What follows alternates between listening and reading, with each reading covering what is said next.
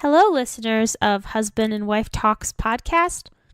Welcome to episode 34. On today's episode, we'll talk about a recent friend visit that we had this past weekend and some of Adam's exciting side projects. We'll talk about introverted life and introverts versus extroverts and some of the differences and how it plays out in today's society.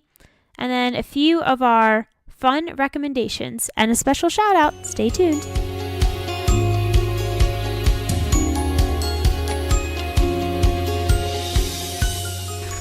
Hey, Marta. Hi, Adam. What's shaking, bacon? Nothing, because I'm not a piece of bacon. How you doing over there? I'm doing well. Thanks for asking. How are you doing? I'm good. I can tell right now your sound levels are a little low. You okay? Do you need some energy? Need some sugar in you? Pep you up? Definitely no sugar. Sugar leads to sugar crashes, and I don't want that right now. Yeah, so I'll just jump right in. Oh, wow. She's just hopping right in. She's taking the reins, folks. She's ready to go. Yep. Episode 34. And Tuesday, January 29th, we have three actually, very, very random national days. But all, I don't think need any explanation. The first one is National Puzzle Day. So National Puzzle Day, I guess, can be observed by putting together a jigsaw puzzle. I'm shocked you didn't say that for last. Well, I'm just going by the order on the website of nationaldaycalendar.com. Shout out, sponsor us. But actually, I didn't really celebrate this. I am a big fan of doing puzzles. I have a handful of puzzles. I think most of them are 1,000 pieces. That was like my go-to kind of. Do you like it so much just because it fits it soothes you putting in the proper pieces in the proper spots, and it's kind of like puzzle? Well, I was about to say puzzle solving, problem solving. I mean, it's not really problem solving. It's more just putting the pattern recognition, at least. Yeah, but I like looking for the different pieces and trying to figure out how I can do it faster and more efficiently. I'm sure it's a calming experience. It's kind of why people find coloring to be coloring books are calming, is because it's something that you know how to do, but you're just doing it and you're kind of letting your mind relax from the everyday things that are happening. And puzzles do stimulate the brain and keep it active. So it's also an activity. As much as I enjoy relaxing on the couch, watching Netflix or whatever, also I like puzzles because I feel like I'm actually using my brain versus just being a potato, which there's a time for everything. But I mean, that's why they include the puzzles in a lot of those improve your memory apps out there. I forget the main one. I've always heard commercials about it, but I can't remember off the top of my head now for some reason. But it's just supposed to improve your memory and your cognitive abilities by just doing different puzzles each day. And according to actually this National Day Calendar website, it considers a crossword, a jigsaw, trivia, word searches, brain teasers, or Sudokus to be puzzles. I love Sudokus. I remember Sudoku was really popular for a certain period of time. I had two separate books of just different sheets of Sudoku. And for some reason, the people out there that don't know what Sudoku is, it's 9 or it's 3 by 3. I'll explain it. Yo, you want to explain it? Yeah. Oh, from Google. From Google, okay. Yeah. Google does a better job than me, apparently. Sudoku is a logic-based combinatorial number placement puzzle. So that definitely clarifies it. So the objective is to fill a 9 by 9 grid, 9 rows and 9 columns, so that each column and each row and each of the 9 3 by 3 subgrids has all of the numbers from 1 to 9. Yep. And if you don't know what Sudoku is, just Google it, and seeing the image will probably help clarify what the heck it is. I always like doing Sudokus. Is it called Sudokus? I thought it was just called Sudoku puzzle. Sudoku puzzles? I don't know. I would say Sudokus for some reason. Were you the person when you would do it, would you write the numbers in the little corner and mark off? It depends. If it was easy, no. I would always. If it was a hard one, yeah, because then it requires a little bit more logic and analysis. Yeah, you have to like constantly go back and forth. Most of the time, I would never write the numbers just because I didn't want to just start scribbling all over the place. And I remember I would use there were like iPhone apps that you could play or you could do those puzzles. But some of the apps I realized it was kind of cheating because you could just go through the whole numbering system. And then as soon as you got to that number, it would just lock in place, like the proper number, and it would never. So you're not actually figuring it out. You're just guessing, and then the app tells you you're right. That's why I remember for certain apps that I saw. I was like, well, that's unfortunate. That's why I would get like Sudoku books that had just a bunch of puzzles on it to do because, they would have the answers in the back, but that's no fun when you look at the answers. So. Also, if you have to cheat for one of your hobbies, you should find another hobby. Mm-hmm. Like, if you're not enjoying I didn't do the cheating. No, I'm saying, like, if someone were to get a Sudoku book and then go cheat in the back, I feel like they should just find some other activity to do. Did they say word searches are puzzles as well, or is that... Crossword, jigsaw, trivia, word searches, okay. brain teasers, and Sudoku. Shout out to my grandma. She loves them word searches. They're good for your brain activity. Mm-hmm. I always remember doing like the advanced ones where they would do it like in backwards. Oh, we got a word search pro over here. You know me. I can find me some words even if I can't spell them properly. Wow. What? Maybe that's why I was so good. I just chose random words that actually weren't spelled properly. So they weren't actually real words. I was making a joke here, baby. Oh. Ha ha ha. You're supposed to laugh, though? Man, tough crowd here. Anyway. What other days are there for the second day of the 3 is actually very near and dear to my heart because I celebrate this every single day. And it is National Plan for Vacation Day. Woo woo. National Plan for Vacation Day on the last Tuesday in January reminds us to plan our vacation at the start of the year for the rest of the year. Mm-hmm. Each year, Americans leave more than 600 million vacation days unused. That's a crime right there. I agree. I've never understood the staycation thing where people just take vacation days and then stay at home.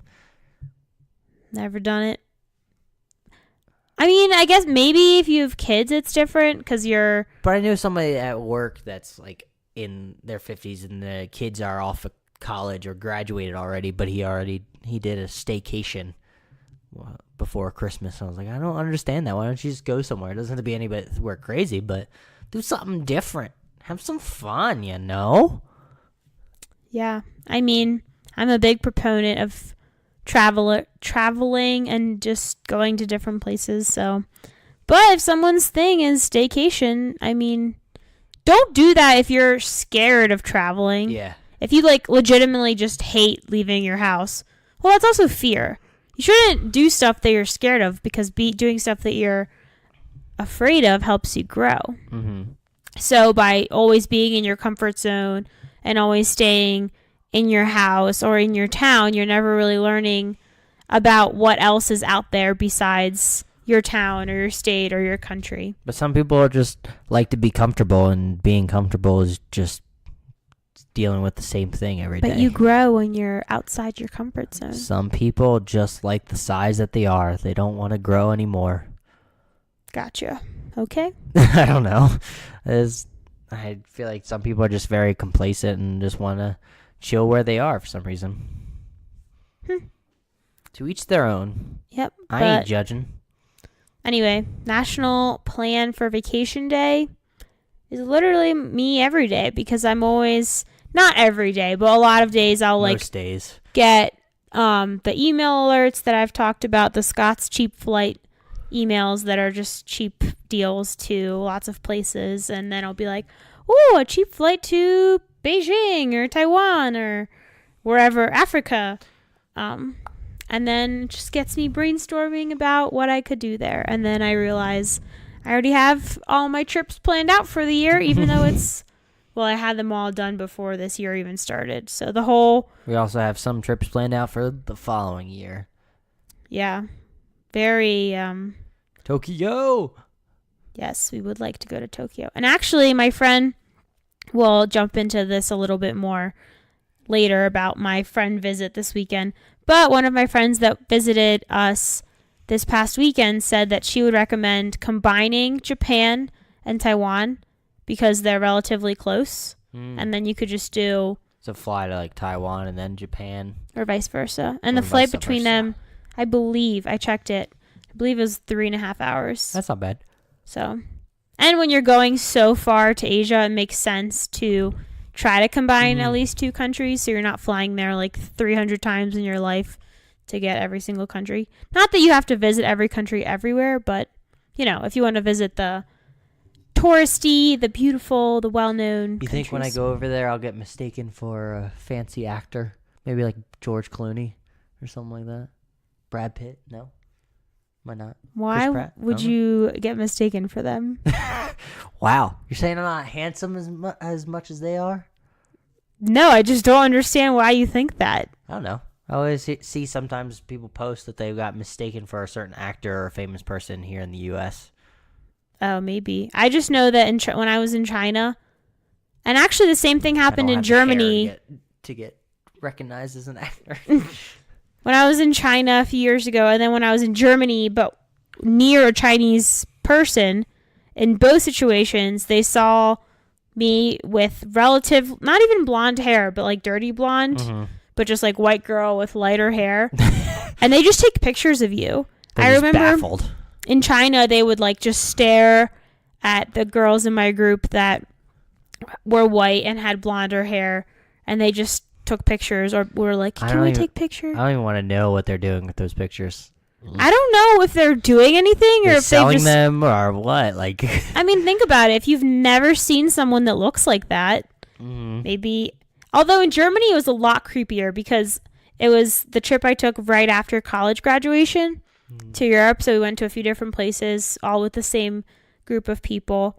And a group of us girls that were friends on the trip stood in front of some sort of chapel or church that we stopped at briefly to get a picture. And one of our other friends was taking the photo. And there was a Chinese guy, or I shouldn't generalize, I'm not sure if he was Chinese, but definitely some sort of guy from Asia, like not Asian American, but from Asia, traveling to Germany, taking a picture of us. And then he asked us to hold whatever bag he was holding. He was like, can you hold this so I can take a picture of you? And I was like... You're like celebrity to him. Definitely not. Please go away. And I was very creeped out. Did anybody hold the bag? No, we were like, what? This is sketchy. We're leaving. But yeah, that just reminded me. I just remembered that specific instance. Very strange. Final day For January 29th. Yum. National Corn Chip Day. Corn chips are not to be confused with tortilla chips. Both are made from cornmeal, which is baked or fried in oil. But a corn chip is sturdier with a stronger corn flavor. There you go. I didn't know there was a difference. It still doesn't sound like there's much difference with the way that they're made. So, Question I have for you, yeah. branching off of this, is it a corn tortilla or is it a flour tortilla? You have to choose one for the rest of your life. What do you choose?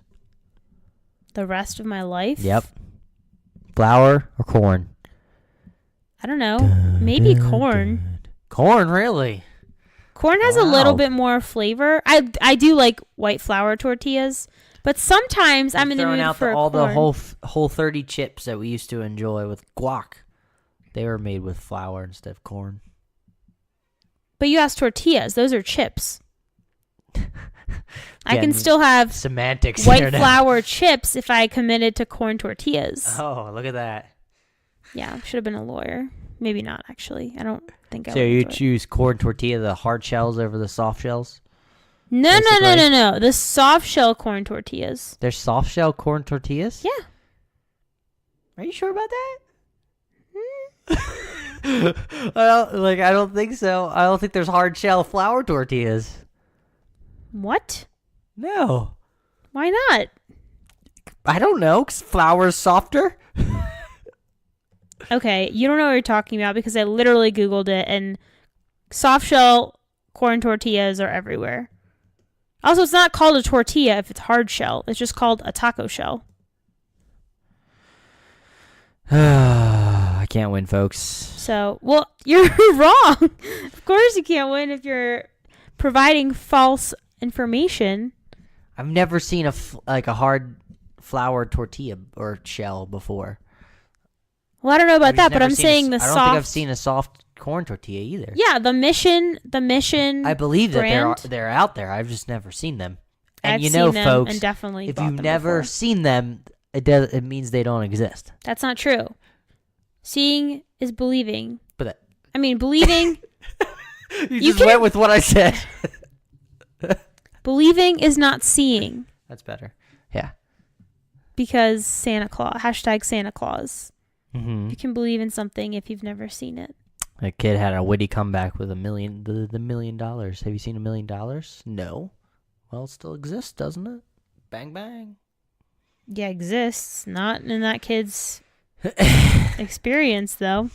All right, I think we should roll on to what we've been up to this week. You sort are of we touched done on. with? Oh, yes, that was the 3. Yeah, that was 3. National days. Oh, okay. Baby, I know what I'm doing. I'm a professional here. Yeah, Professional. sure. So you already touched on your sort of a friend visit that happened this week or this past week. I guess you can just continue on with that.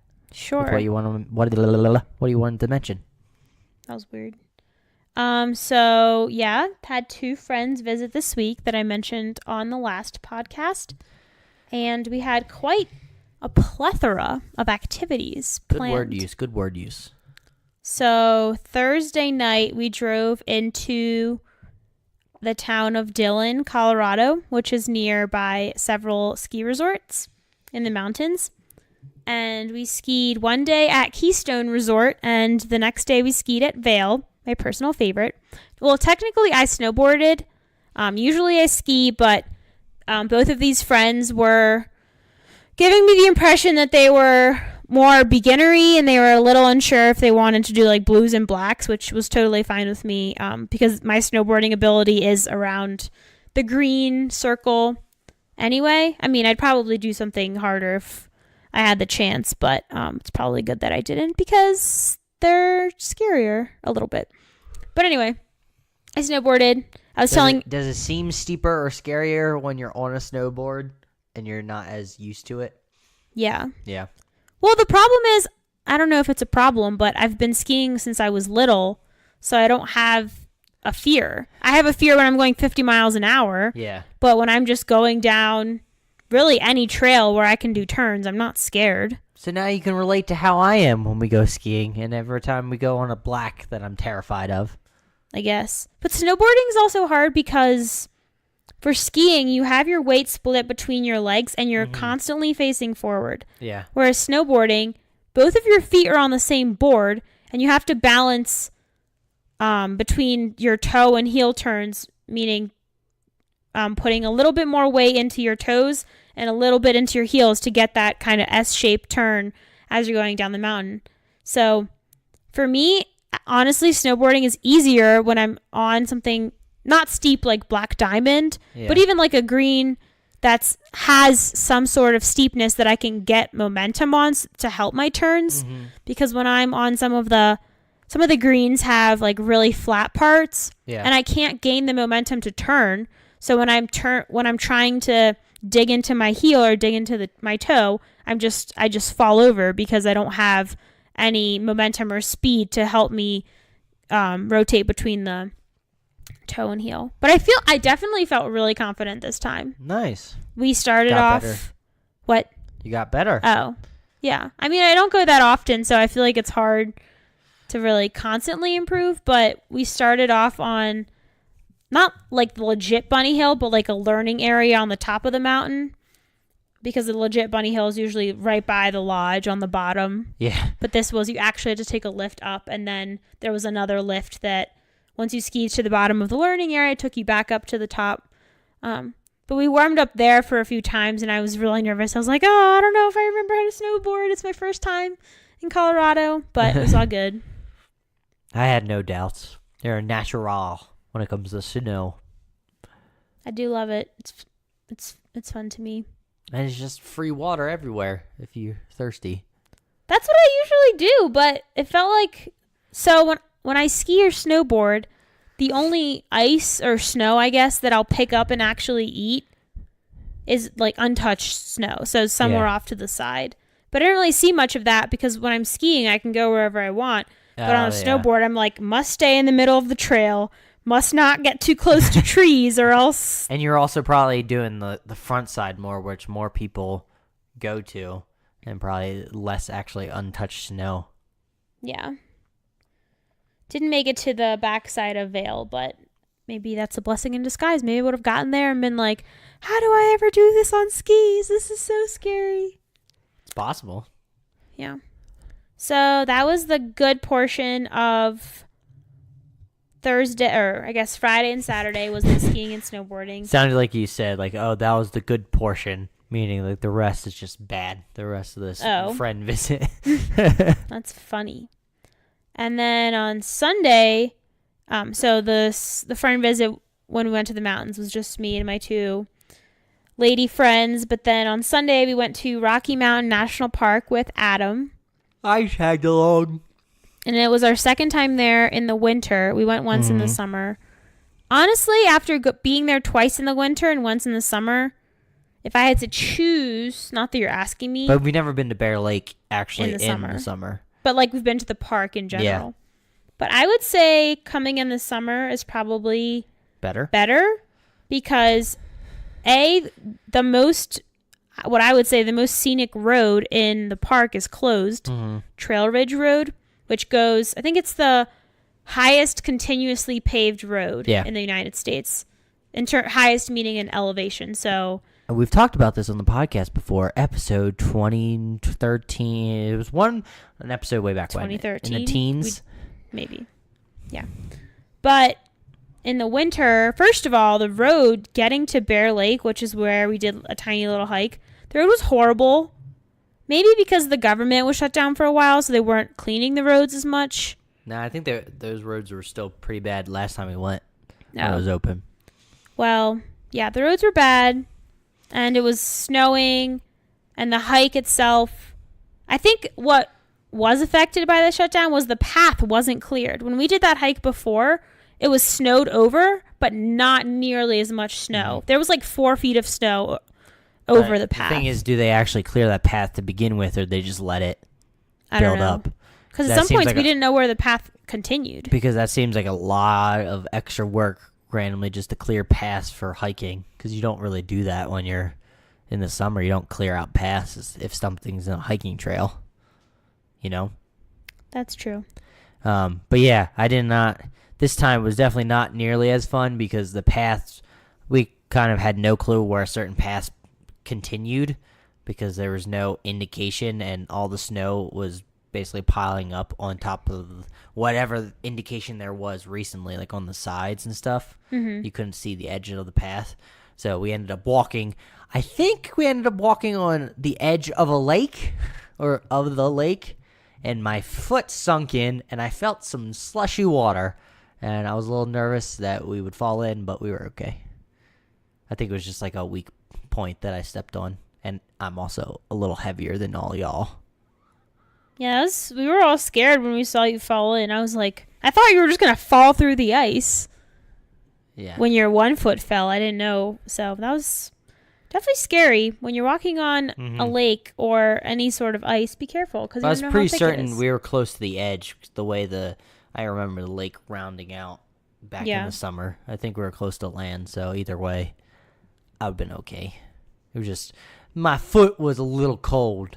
That's for sure. And soaking wet. Yeah, my foot got a little wet. That's all. Yeah. But we did see a lot of people snowshoeing. Yeah. And if you don't know what snowshoeing is, just Google it for an image. But pretty much it's like, I don't know, 1.5 foot long elliptical shapes with like little spiky things on the bottom of each each foot, I guess. And then I don't know if you have to wear special boots or if you just strap on whatever boots you're wearing onto the snowshoes. But essentially it gives you traction and more surface area to disperse your weight. So they were walking on, I saw people with skis and snow shoes just walking on like the lake area with no care in the world. At first I was like, people in snowshoes, like, don't be silly. This is just a silly little trail. And then the further we got in the walk, I mean, I think I just Googled it. It's a 0.8 mile loop. So less than a mile. It's really not bad. But the condition of the trail is what made it difficult. Yeah, I was a tiny bit out of breath because I went ahead after you guys verified you guys got out of the lake area. So I knew you guys were all okay. I decided to rush ahead because I wanted to get to the car and empty out my boot filled with water and turn on the heat so my feet don't freeze. Yeah. But I think it's still beautiful in the winter. It's just you're more limited on what you can do because the snow and the condition of the roads. But I could see it probably look better if you go in late fall, maybe early winter. Well, we went in early November, and I wore sneakers and leggings because in Denver it was like 50 degrees. Yeah, I didn't even cross my mind and I think I checked the weather in the town by Rocky Mountain, or maybe I didn't, because this is once you get into the park, we were just climbing in elevation too. Yeah. So even if in the town outside the park it's like 40 or 50 degrees, that you don't know how much or how little snow will be there. So but I'm excited to go back there. Maybe October, September would be better. Or like late spring. Like if it's late or if it's light snowing, it could look beautiful. I want to check it out in like probably April, I would say, though. Snow would be either melty or there would just be less snow. In April? I mean, ski resorts are open, seems like, till May now, right? Well, Breckenridge is open through Memorial Day, tentative based on if they have the snow. It sounds like this area has gotten a lot more snow than they're used to in the past few years. So we came at the right time. Mm-hmm. All right. Now on to the next. This is literally a play-by-play of the weekend. So it's like we're bringing the hot listeners along on the girls' weekend. And then I'll do my thing of what I've been up to. It's one bullet point. Sure. So then after Rocky Mountain National Park, which was exciting, as we just mentioned, we went to outlets that are about 15 to 20 minutes south of our apartment. They're in the town called Castle Rock. Definitely mention them at least once on this podcast. For anybody interested, they may be in the title. I wouldn't be surprised. But the one thing about the outlets and then the town of Castle Rock that's interesting to me is that, so I-25 is the main highway that goes north to south between Denver, Castle Rock, Colorado Springs, like all the cities that are on that north to south axis, if you will. But on that highway, there's a pretty big empty area of land where it's just, there's like a few houses, but it's pretty barren land. And then you keep driving and then you see the outlets and you see just tons of houses and like pretty nice strip malls with like Hobby Lobby and Home Goods and all like nice stores. All the fancy schmancy and it was places. so weird to me because they have Castle Rock is further from Denver, but there's undeveloped land a little bit north of it. So I wonder. I feel like it's going to eventually get developed upon with the amount of people coming. I wonder if that land is like owned by somebody, protected or something. Because actually, while we were driving, one of my friends mentioned that she saw people out of their car like walking around on the land, and she asked me what it was, and I didn't know. I didn't know if it was a little park or some sort of preservation. I mean, it seems kind of weird. It's so close to the city. Yeah.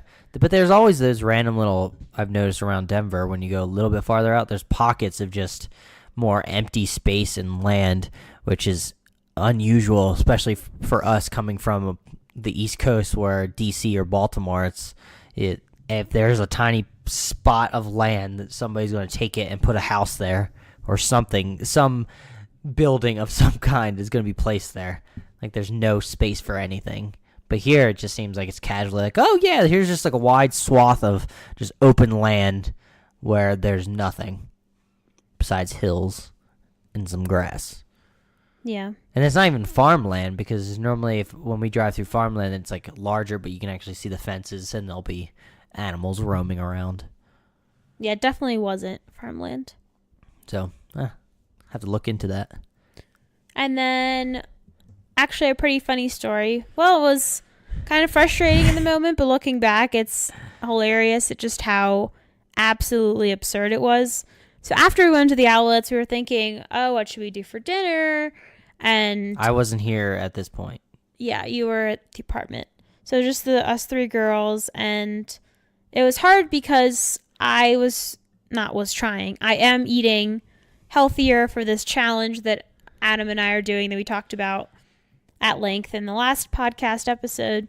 So I was trying to find a place where I could eat something healthy, but some of the options we were throwing around some of the restaurant options had healthy foods, but I just hate paying like $20 or $30 for a salad, because to me salads are just so plain, and I can not plain, but I can easily make a salad at home, or just go buy a salad packet at like the grocery store for $2 to $4.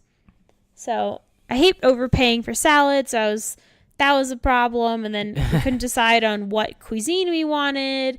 So then the one friend suggested, let's, if I could have it my way, I would have Panda Express. And I was like, okay, other friend, what would you have? And she mentioned some Tortillas tacos, I think, they have one in Austin, which is how she knew about it. She says they're amazing. And she said they were amazing. I've never had them. I don't even know what other locations they have. Maybe after the 6-week challenge, we can go there and try them, see if we can conclude that they are indeed amazing.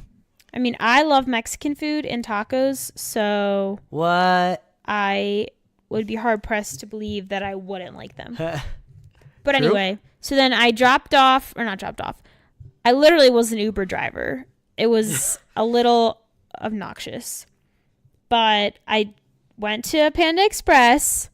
The one friend got her food first. Then I went to Torchy's Tacos. The other friend picked up her food. Then I went to the gas station, even though I got gas literally 2 days before in the mountains, but we'd just been driving so much. Then I came home. Notice how I didn't pick up anything for myself or Adam. And then Adam and I were like, oh, what should we eat? I don't know. And then Adam's like, well, what about Panera? So I spent 15 minutes looking at the Panera menu, at all the salads. But then I got sad because they didn't have the strawberry poppy seed salad, which makes sense. That's probably a summer one. But that's like my go-to at Panera, the 5 times I've been there. Mine is the Fuji apple salad. I love that one. Mm-hmm. So then you left to go out to get me Panera. And then I called you and said, I want Chipotle. I think you called me as I was walking to the car. It wasn't that far out. Yeah, far it was removed like from leaving the apartment. 30 seconds to a minute after you left. And then I said I wanted Chipotle. A salad, though. No rice and beans and all that. Like a salad with chicken and salsa and all that. And then you were like, well, if you're getting Chipotle, I'll go to Whole Foods and get sushi because they're right next to each other. Mm-hmm. So literally, all 4 of us got different food items for dinner. From different places at different times. You were the Uber driver. I was the Uber Eats driver. Oh, gosh. When we got back that night, I was so tired. Yeah. I was like, I've been driving. I mean, you drove a lot. I drove to the mountains on Thursday. On Friday, didn't really drive much.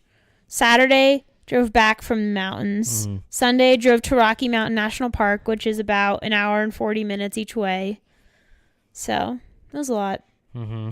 But I think it's funny now in the future, instead of the classic mom or dad thing to say, like, oh, I'm just this kid's taxi driver, as my mom used to say, I'm just your taxi driver. Now people will say I'm your Uber driver. Yeah, that's what my friends were joking, and I was like, actually kind of tired of driving, so Can you not joke about this? I'm laughing, but on the inside, I'm just like, can I be on the couch now? You can tell me how you really feel, baby. You just wanted to tell him to shut the up, right? No, I No? would never say Never? that. That's mean. I can say it for you. Anyway, no, we're not going to be mean here. Okay. So then after that, said bye-bye to the friends on Monday. Bye-bye. Monday night. Monday we were going to explore. I realized, though, sorry, I don't want to interject, but Yeah, no need to interrupt, but go ahead. This apartment definitely is not suited for 4 people. I realized that after a while. Definitely. I think the hardest part is just having the one bathroom. Yeah, that's the one issue is because people need to use the bathroom, of course, but 4 people sharing one bathroom is a little rough. But think back to college. That's true. But college, the dorm rooms had a lot more sinks and showers. Yeah. It wasn't just one shower and one sink, because that would have been bad. But it could have been like, I guess, in like one of the dorm rooms or like the fancier dorms, it was 4 people sharing one bathroom. So that Yeah, makes sense. I think sophomore and junior year, my friends, all 4 of them lived together, and it was suite style. So they had 2 people in one bedroom, 2 people in another, and those 2 rooms were conjoined by a bathroom with one toilet, one shower, one sink. But I mean, it's different when you're removed from that, because now we're all used to having our own bathroom, our own bedroom. Yeah. And I think we were spoiled in our last apartment where we had a little powder room. Yeah, that was nice. But I felt like, I guess when we were looking for apartments here, I felt like I didn't want to pay for more space if we didn't need it. Yeah. Because every $100, $200, every $500 extra a month, whatever we pay extra is just something we can save for the future. Yeah. To have somewhere better to live at, an apartment or townhouse or home or whatever. Good thinking, baby. Thank you. But anyway, on to the last segment of this weekend visit. Was Monday we were planning to either go into the city of Denver or go to Red Rocks, which we've mentioned on the podcast like 15,000 before. times. We take our visitors to the same places. Yeah, we're not that exciting, let's be real. But we have our same beats. But Monday morning, it was like Denver was just getting dumped with snow. I remember waking up and looking at the weather, and it said that, because I woke up at 6:15 or something, and it said that at 7:30 it was like 40% chance of snow. I was like, psh, no problem. So I got ready, put on, didn't have boots on because it was still drying from when they were soaked on when we took the walk around Bear Lake. I would walk outside in my normal shoes that I normally wear, and just like a coat, not really bundled up too much. I may have worn a beanie just because it's still cold outside. And I look outside, and it's just everything's covered in snow. I was baffled, and snow was coming down pretty hard at that moment. I went to work, and basically I think everybody else took the day off except me. Day off or just worked from home? Some just took the day off. Since they had that PTO. Me, since the vacations we have planned already, I can't afford that much PTO to take off. And after you left and then texted me that the roads were bad, I remember looking at Google Maps and it was just all red everywhere. Uh-huh. And then I saw an article that said at that point in the morning there had been over 70 accidents in Denver. Holy crap. Yeah. I didn't know that. Oh, I actually didn't tell you this, so Adam's hearing this for the first time on the podcast. Or he'll literally... Along with all the hot listeners. Or he'll literally be like, I saw that, and then it won't be exciting. But in Denver, on one of the main... downtown Denver, in one of the main streets, did you see a picture of one of those buses that's, has that little accordion black thing in the middle? Oh, so it's, double the length? Yeah. There was a bus like that literally just got bent and broken in the middle. What? So, and we saw it. We actually went downtown in the afternoon after lunch when it had stopped snowing for for an hour or two. And we saw the bus and it was stuck there from the morning. Jeez, and they didn't move it at all? I mean, can you move it? That sounds like a huge feat. And there's still still cars true. moving, still traffic that needs to get through. Just left a broken bus just chilling there. It was in the right lane, and it was not quite a 90-degree angle, but probably like a, I don't know. If you guys want a visual, Marta is holding up her fingers to try to figure out the angle that's going on. There's a lot of head tilting and finger moving. I'm not quite sure the angle. 45 degrees. That's half of 90, baby. The bus wasn't like this, though. It was more like, it was between 90 degrees and 180. It was So 120? It was about 120 degrees. Like that? Yeah. Like this? But it knocked over a tree. I mean, it was like a tiny little tree that they probably just planted. But the branch, we crossed the street to be like, what's going on with this bus? And that tree that the middle part of the bus like just smashed into, the branch was just totally on the ground. I was like, poor little tree, did nothing wrong. But yeah, the roads were no joke on Monday morning and the accident. So I was nervous for you, but I'm glad you made it safe and you were all good. Always, baby. Anyway, the weekend recap is finally over. My part. Yeah, we still have to go mine. We're 40 minutes into the podcast already. Goodness, we gotta get to the interesting tidbit thing as well. So my weekend, I guess, will be quick because it's only a bullet point. But officially, I guess we'll mention it more on the next podcast. That's when we're gonna do we're tracking our New Year's resolutions to see how they're going and keeping the hot pod. Remember? Yep. We were doing that? You looked a little surprised, that's all. But yeah, I finished the iOS programming textbook, finally. Adam's also pointing to the book like last time, just in case I anyone... don't know why. I like to move my hands when I talk, so I like to point to certain directions as I talk. If I'm talking about a certain thing, it helps me. Now he's just pointing all over the apartment. Okay. But yeah, I finished it. Oh, I fought off the urge to point again, so that's for you, baby. Oh, I just pointed towards you. Okay, just sit on your hands or something because we need to keep moving. But yeah, I finished the book, and I officially have started on my own app project, which is kind of exciting. And also a little nerve-wracking at first, because I realized, like, I always get afraid of, like, starting a project. I think we've mentioned this before, but I always have, like, the fear of starting because I guess it culminates from the fear of failure of wanting it to be perfect and realizing that I'm not up to the level yet of perfectionism when it comes to that stuff. But I started it, so that's exciting. I officially get the ball rolling, but now I gotta get to the more in-depth stuff, which is, again, making me nervous because I have to figure all that out. So I just have to take it one step at a time, one task at a time, and maybe in a few months I'll be on this podcast mentioning that I have some semblance of an application developed, which would be fun and exciting. Yeah, that would be very cool. It's one of my goals to complete. Well, we'll get a goal update next week if he's completed his app or not. I don't think next week is a feasible thing, especially because we'll should be away. Working at it. Actually, I can bring my laptop and work on it. Now that I think about it. But I just have to move the files over. But that's neither here nor there. I don't know if the hot listeners want to listen about me talk about how to move files over. I don't think they care about logistics. So.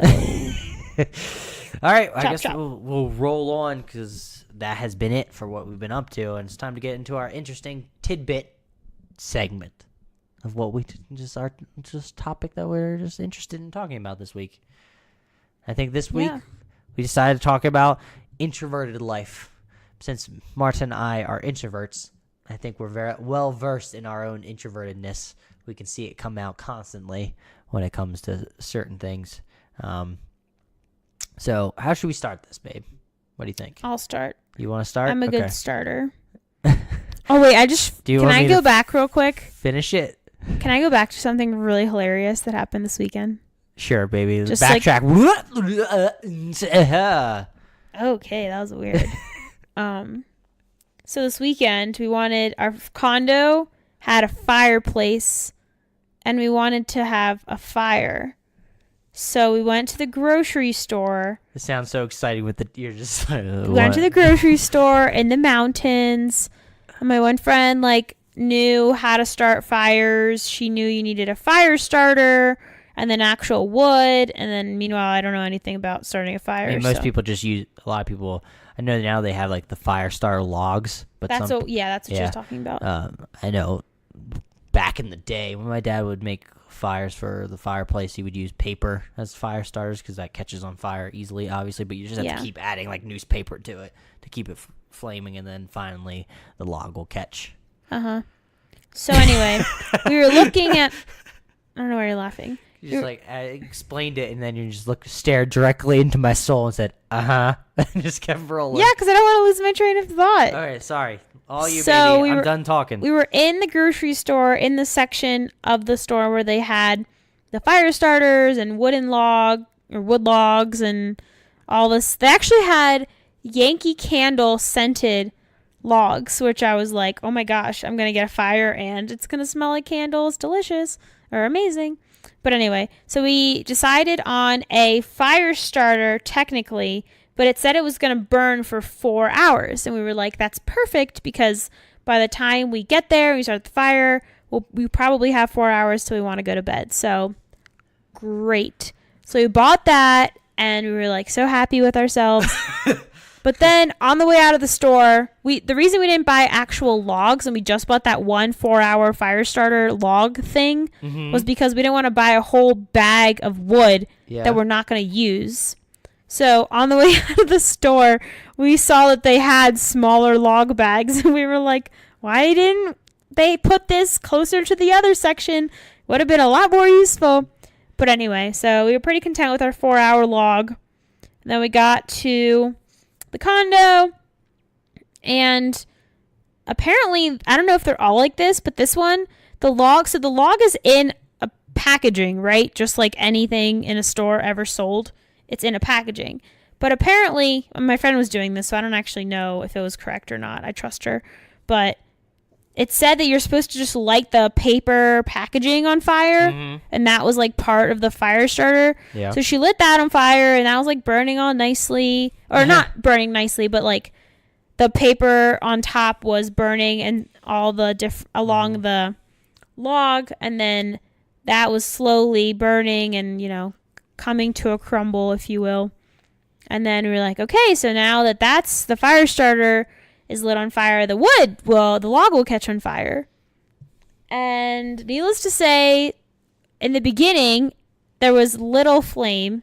We were like, oh, that's because, it's still catching on fire. It'll definitely get better. Nothing to worry about. Yeah, it got worse. The fire was just on this. First of all, the log looked like a brownie. It didn't look anything like wood. I don't know what it was covered in. It looked like a giant brownie, which kind of made me want a brownie. But anyway, first there was a decently sized but kind of smallish flame, and then it just gets smaller and smaller, and then we look over after dinner, and the fire is totally gone. The log's just sitting there, and it's not caught on fire. And then we try to, light matches and put it on this log, and it's not working. So needless to say, it was really funny because we were really mad, but also what the heck? How did this even happen? So, just a funny story about fires and logs. So you struggled with lighting a log, one that's supposed to be specifically designed to be easy to light and continue to light. You couldn't get it to light? Is that what I'm getting from the story? Yeah. Well, I thought that the whole premise was you light the paper fire starter thing, and then eventually the log catches on fire. Apparently it's not that easy. But after the paper wrappings of this log all got burnt up or burnt out or whatever the terminology is, it was just this big brownie looking thing not catching on fire. Oh my gosh. I put it on my Instagram story because it was just so hilarious to me. I think I had 3 or 4 updates about the fire. I'm sure you're cracking up. We were. It was. So should we get back to the interesting tidbit? Since we did a rewind all the way back. We can. Do you want to talk about it? Yeah. So do you want to start? Yep. All right, go for it. So our interesting tidbit is about Introverted Life, as Adam mentioned. And the first thing I wanted to talk about was actually 2 books that I read, not recently, but probably within the last year or 2. And they're both books about introverts. One is called The Secret Lives of Introverts, Inside Our Hidden Worlds by Jen Graneman. And the second is called Quiet, The Power of Introverts in a World That Can't Stop Talking by Susan Cain. And Quiet is a New York Times bestseller, so it's, I think, a little bit more well known than the other. Because I think Susan Cain has actually done a TED Talk on the introverted topic. That's cool. I like TED Talks. They make me feel very educated and smart. I mean, that's the whole point, because they... That's the whole point, Marta, to make you feel a little smarter. No, it's just that's the whole point is that they make you feel like interested in it, but they're only designed, you're only supposed to like condense it to a 20-minute at max, 20-minute or 15-minute speech. So they have to roll through a lot of things in a short amount of time. So if you keeps people's attention. Mm-hmm. But to continue. So just to continue, briefly to talk about the Quiet book by Susan Cain. I remember when I read it, I enjoyed it because I didn't feel like I was a little bit nervous going into reading a book about introverts, that it might be, not saying the introverts are any less than extroverts, but in a sense, I think I was worried about that, because in today's society, and even in school and at work, you get rewarded and you get praised for participation, for when you express your opinion or you contribute something. But a lot of times introverts are more internal. They internalize things and they wait to say something until they're sure it's of substance, whereas extroverts might bounce ideas around more before they have something concrete.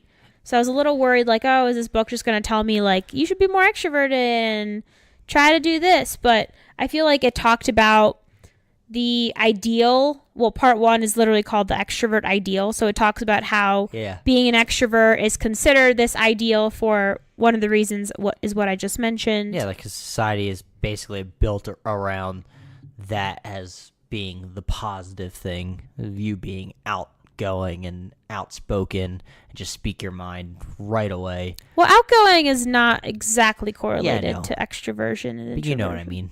Yeah. But my favorite part of the book was the last section, which was called How to Love, How to Work.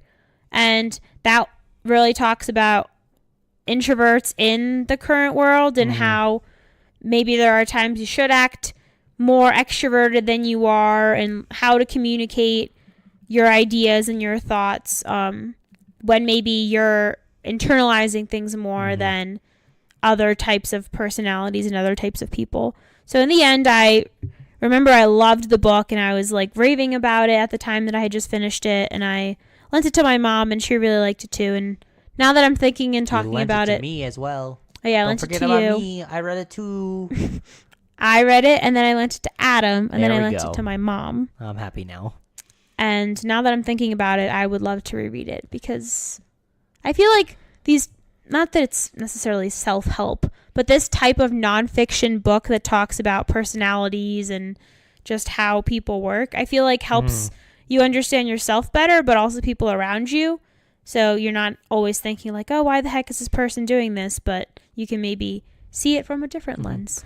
And one example that I was thinking of, for if anybody's thinking like, how do you, as an introvert, if you are that type of person, introverted type of person, how can you relate that to like real world life? So from what I've always remembered, I don't know if it's from that book or from just like a class I took in engineering leadership back in college, but a lot of times in job interviews, that's what they expect is if you're an introverted, you just have to kind of get up and get excited and about the job opportunity. And what me personally, I would have to force myself to try to talk more and more and not be afraid to say why you're excited, because that's the whole point of those job interviews, is to sell yourself and just know that you're only going to do it for like an hour, or unless you have a crazy interview process where you have to interview for 6 hours straight or something like that. But I feel like a lot of times, even though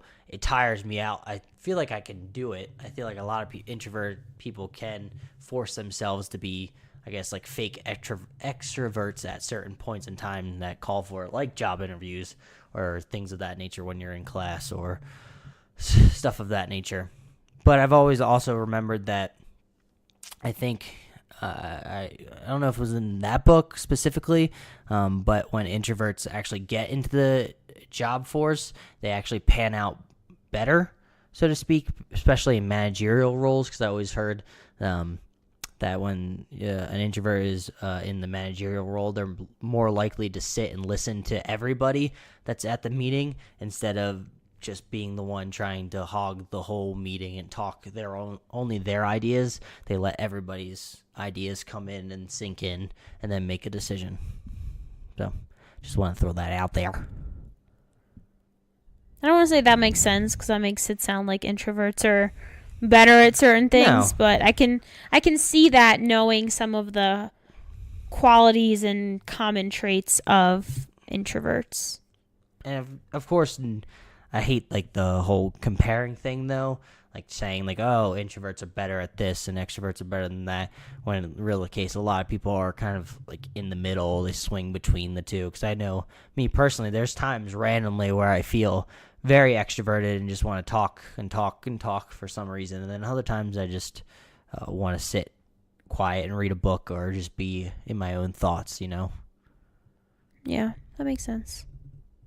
But really quickly, I did want to go over, I found a Huffington Post. It's technically an article, but it's more an infographic between... Best type of article. I know, right? More just pictures, less words. Pictures galore.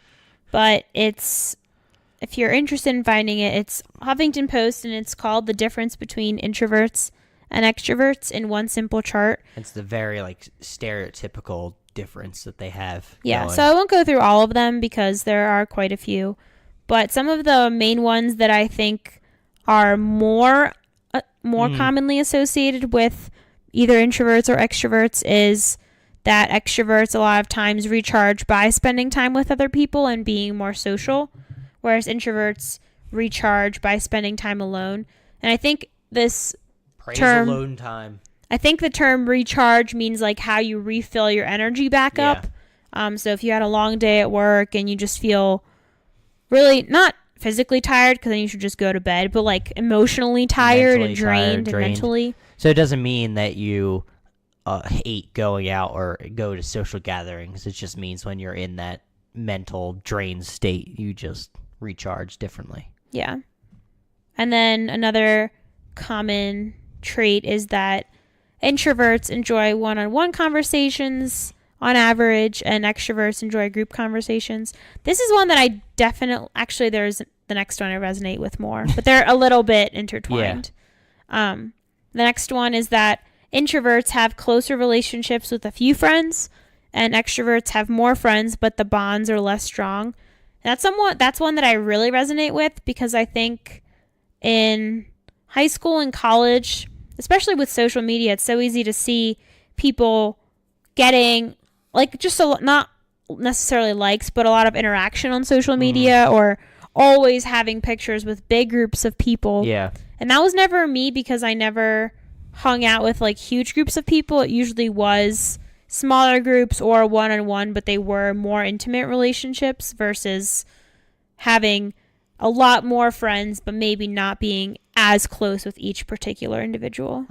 That actually brings up a good point. Do you think social media nowadays also points or like is tailored more towards a certain group, like extrovertedness, like on Instagram, like posting with a lot more people gets more likes, instead of if you post something more thoughtful, it kind of may not. I don't know. I'm just thinking off the top of my head now.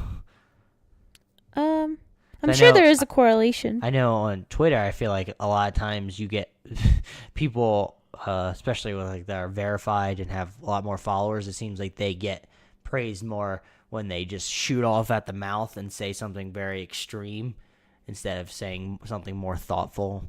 Mm-hmm. But I could just be seeing a certain thing right now and just trying to correlate it. But it's just the thought that I had that I thought was interesting. Doesn't happen often. Everyone has interesting thoughts and ideas. But since you're an introvert, maybe you just only open up to a few people with your thoughts and ideas. Mm-hmm. I definitely do. Whereas an extrovert opens up to anyone. But I think it's, for me personally, and I've seen it talked about for introverts, is not that we're afraid to open up to people or not want to talk to people. I think it's we want to talk about, I say we, like every introvert, but me personally, I should say, is that I want to talk about more intricate ideas and thoughts and just cut the small talk. I hate small talk. I hate talking about the weather. I hate all of that. I like getting into like just different discussions about like the future and like technology and just philosophical things as well. Like I can get that I can connect with, but a lot of the times those conversations you have to have most of the time like in a one-on-one setting, maybe group setting kind of as well. But I just feel like I can have a conversation. I just need to attach to something more meaningful than how the weather is today, you know? That makes sense. And there is one more, or maybe two more, different, I guess, traits between the two that I thought were interesting. So one is that introverts reflect before making decisions and extroverts can make decisions more quickly. And I feel like this kind of ties into what we were saying before about introverts just being more introspective and more like alone kind of, because in their minds they really are thinking and reflecting rather than making not snap decisions, but just being more confident in making a decision. Yeah. And the last one, which is very relevant to working right now, and I have a quick comment about this after I say it. Introverts prefer or enjoy working in quiet spaces, and extroverts are fine working in open spaces. And this is something that I see very prevalent in the workplace. And I think, at least in my experience, it's very much catered towards this open working space, which is for extroverts. The whole idea of like no cubicles, open floor plan, everyone is connected is definitely a new idea. Like they weren't doing that 30 years ago in offices, I'm pretty sure. I think it's pretty new. But I think to this particular trait and this difference between introverts and extroverts, that on average gives introverts a disadvantage because they need their quiet time to process, to think, to analyze things. And if everything is just always collaborative and you're expected to be around people in more open spaces, you might be at a disadvantage because that's not how you process things, typically succeed and thrive. That's not the environment you're going to be your 100% in. I also think that cubicles, even if they are sectioned off, it still feels very open. Like I still don't like being in cubicles because somebody stands up to the right or left of me or in front of me, I can still see them and it breaks my concentration and everything. And people talking between cubicles can break concentration. I think me personally, I would prefer having like an actual just room to myself. But of course, in today's workplace, you can't really get that unless you're a higher up position. But yeah, I think, that I resonate so much with that. I don't know if I could handle the complete open, no privacy setting in the workforce or workplace.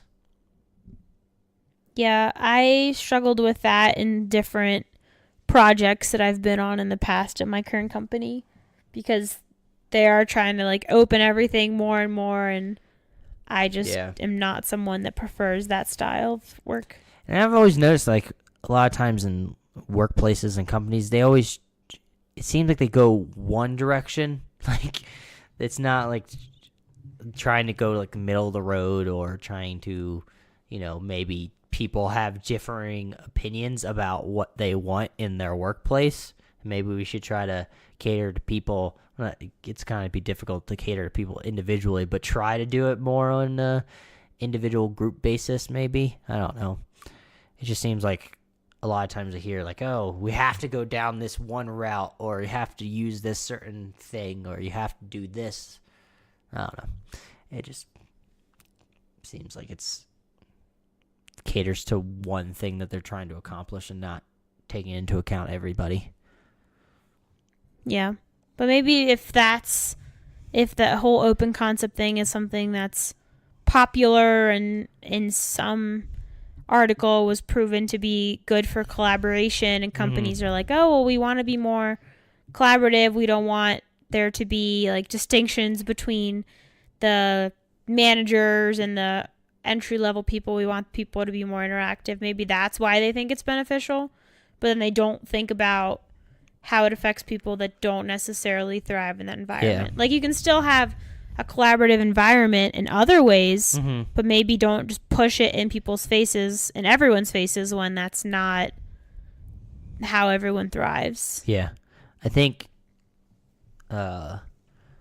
me personally, I feel like I can be collaborative. I can do that type of stuff, but I can't be it's one thing to be collaborative, like when that's like your goal. Like, you're about to, because I would do well in like group projects, because I know specifically, hey, I need to work with these other people in this specific setting. But when it's, constantly, like every single day, it's like an open workspace where it's not a set collaboration time. It's sort of just open in the air. Me personally, I can't handle that. I like a little more structure with when I need to be doing something collaborative and when I can work on my own thing. I don't know. That's just how I process things. But do you have anything more to mention about introverts? I think we wanted to mention that the one article that you found, that there's not just introverts or extroverts. Yeah, I did find an article that was titled, or is titled, "The Majority of People Are Not Introverts or Extroverts." So the main takeaway points that I saw from that article, which was from psychologytoday.com, was that a lot of people think that there's kind of the two buckets, introverts and extroverts. But this article, they're suggesting that research supports the idea that most people are ambiverts, which means that people are have balanced, nuanced personalities that have traits of both.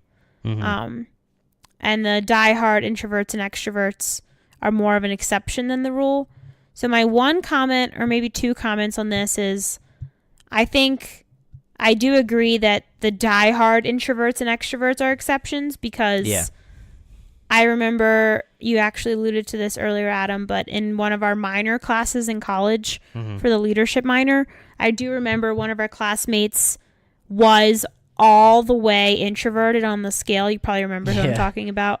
And most of us were either one or the other, but we weren't like die hard. Yeah. So I think maybe that's what this article is pointing to. But I think in this day and age, or maybe this is just an innately human trait, but I think humans are obsessed with categorizing. Oh, yeah. Which is why we have all these personality tests and these tests and BuzzFeed quizzes. Like, we just always want to categorize ourselves into something, to bucket ourselves somewhere. I never get. I was like, why can't you just be yourself? But I think in that sense, the introvert extrovert thing, maybe this article is saying that it's not such a black and white line. Yeah. I mean, I think for myself, there's some gray in certain things. I've even seen with myself that I do resonate with a lot of the characteristics that are quote unquote introverted, but I mean, I'm not always, like, sometimes I do get energy from being around people because it's a stimulating conversation and I enjoy those people, and like that gives me energy, versus like going to a networking session where there's people that I don't relate to. Like, there's just, I think it's different, and I would agree with the the main point of this article. Yeah, because I can go down this list, and the list that we originally were talking about, the Huffington Post list, then I can see where I fit on some of the introverts, but there are some outliers where I would point to, like, oh, maybe I'm more of extroverted in this sense, where I'm not just, because I keep looking down at certain categories, like this one, struggles with change versus easily accept change. I feel like I'm more, I can accept change more easily than, I don't know, other people. I don't know what the scale to guide it on, but I think I accept change more, but it's not just black and white of me specifically only being on the introverted side. I mean, I saw one on here which I thought you would definitely be the extroverted side on this case. Which one? The love getting attention. Well, that's partially from being an only child too. Yeah, like everybody has different qualities and Yeah. traits about them that makes them them and their experiences and their genes. You made a point of why everybody loves categorizing each other. I guess just to make it easy for people, because when you can categorize people, you can just nail them right to a T right from the get-go, that's not the case in real life. You can't judge somebody's individual characteristics and their character based on just some category that they've been put in by some arbitrated means, you know? Mm-hmm. So that's just how I feel. I guess we should, because it's getting a little long in the tooth, this podcast. Should we get to our recommendations for this week? Sure, you can go first. I can go first. I know you introduced me to this website, but I want to recommend it because it's very helpful for somebody like me. It's called ZocDoc. It's for any adults out there looking for basically a certain doctor's appointment and making sure that it's in your insurance coverage, kind of. And you find in-network doctors, and you can set up appointments based on their time schedule that they have online.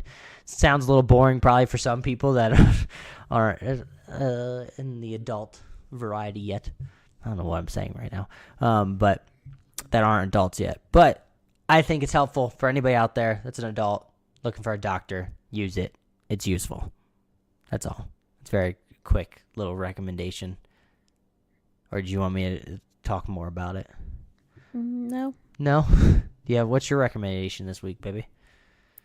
My recommendation, well, first of all, I wish I didn't give so many recommendations last week. Yeah. Because I really stole future Marta's thunder there and didn't give future Marta much to work with. But I will always have a recommendation for our loyal Hot Pod listeners. Wow, this is some stalling I'm hearing here, folks. And this recommendation, you know. Recommend those pancakes that we've been eating? No. No. I will be recommending. You can recommend your favorite app on your phone. That was a weird schoolgirl giggle. That was weird. Adam, may I please have a very long drum roll, please?